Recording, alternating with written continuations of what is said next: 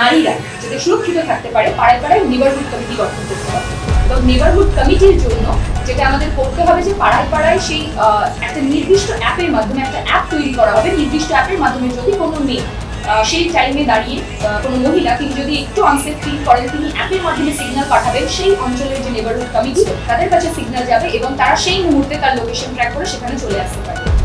যাতে নারী সুরক্ষাকে সত্যি সত্যি নারী সুরক্ষার জায়গায় নিয়ে যায়, নারীদের ক্ষমতায়নকে সত্যি সত্যি ক্ষমতায়নের জায়গায় নিয়ে যাওয়া যেতে পারে, সেটার জন্য আমরা লড়ছি, আমরা বিকল্প দিচ্ছি।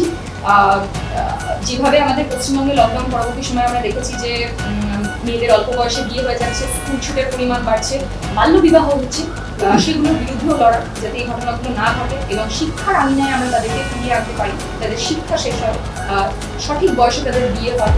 আমরা বামপন্থীরা বিকল্প দিতে জানি।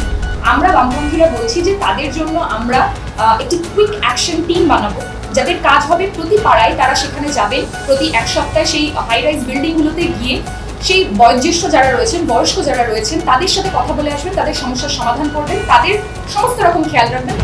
এই জিনিসগুলো দেখার দায়িত্ব আসলে সরকারের ছিল, তারা ব্যর্থ হয়েছে। ফলে বামপন্থীরা বিকল্প দিচ্ছে, সেগুলো নিয়ে অবশ্যই